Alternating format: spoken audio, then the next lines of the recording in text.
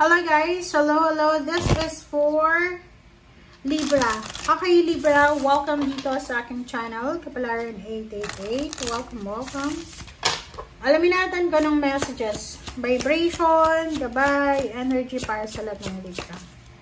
Ayok na makuha mo yung energy and vibration. Okay. First card Libra is balance. Libra is balance, diba? Balance eh.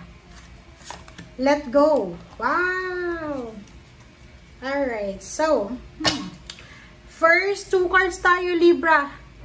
Sinasabi ng bara sa'yo dito na para maging balance daw yung buhay mo. Okay?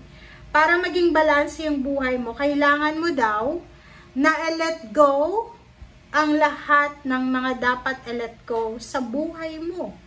Okay. Ano ba yung ibig sabihin yan? Ano ba yung pumipigil sa'yo? Okay? Ano ba ang tawag dyan? Ano ba yung mga sitwasyon na pinagdadaanan mo sa ngayon? Okay? Na alam mo na kailangan mo nang i-let go. Okay? Para magkaroon ng balanse. Okay, ganito yun. May asawa ka, may boyfriend, girlfriend. Nasa balanse ka ng relationship. Kung alam mo na may third party ka, let go mo na lang yung third party mo. Okay? Or, second is, meron kang wini-wish na talagang imposible. Na kailangan mo nang i-let go para magkaroon ka na ng peace of mind. Okay? So, let go, let God, let it flow para magkaroon na tayo ng balanse sa ating buhay.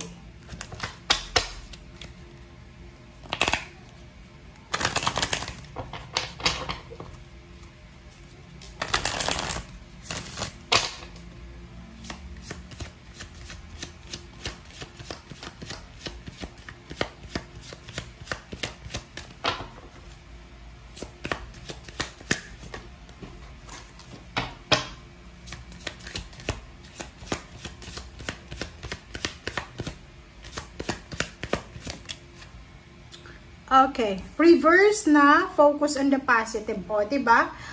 Parang sinasabi ng bara sa'yo dito na para makapag-focus ka na sa positibo, you need to let go.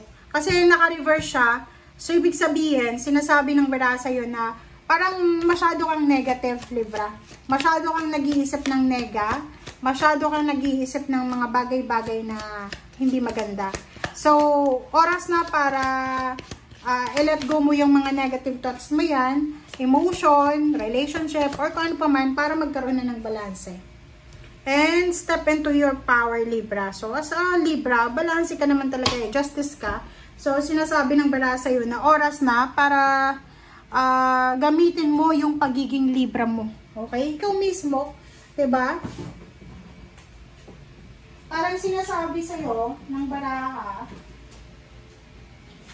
okay, parang sinasabi sa'yo Libra ng baraha na ikaw mismo, okay, you have the power, you have the strength, you have the energy na maayos kung ano yung mga hindi balanse sa buhay mo. So, gamitin mo yun. Gamitin mo yung pagiging Libra mo para maayos ang lahat.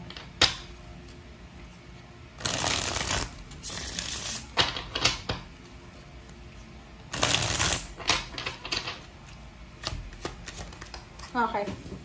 10 of Wands. Nakikita ko sa'yo dito na pagod ka na. Masyado ka nang napapagod sa sitwasyon mo. Masyado ka nang napapagod sa mga pinagdadaanan mo.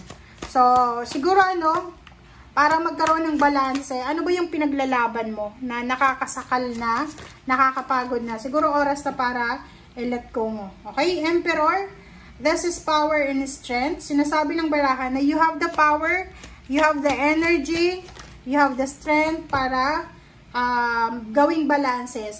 Like sa relationship, kung yung relationship mo ay nakakasakal na, siguro oras na para, 'di ba? Para i-let go mo na 'yan.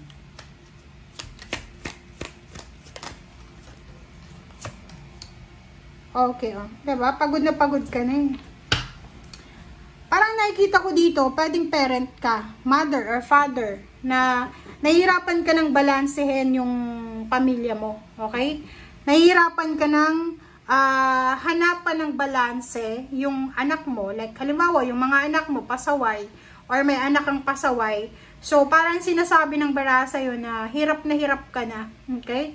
Pwedeng hirap ka na sa pagmamanage ng family affairs, parang ganon.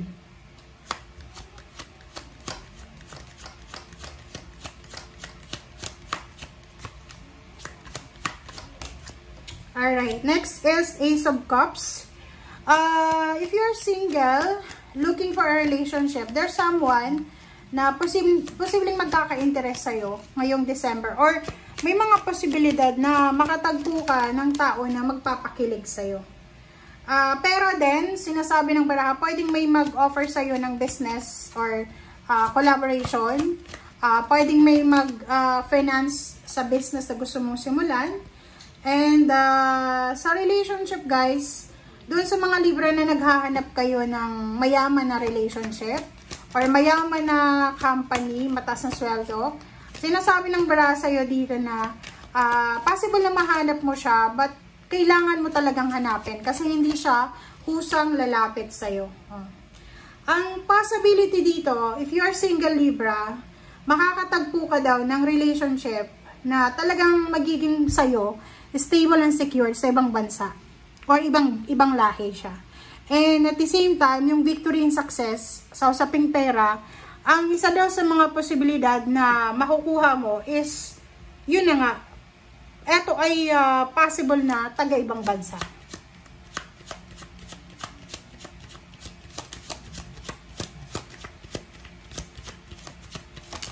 Alright.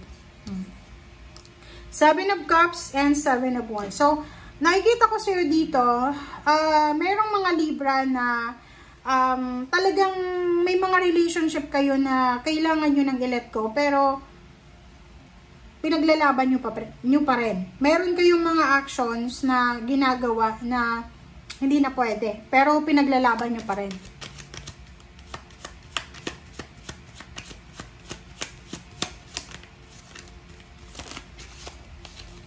Okay, 6 of Swords. Oh, letting go.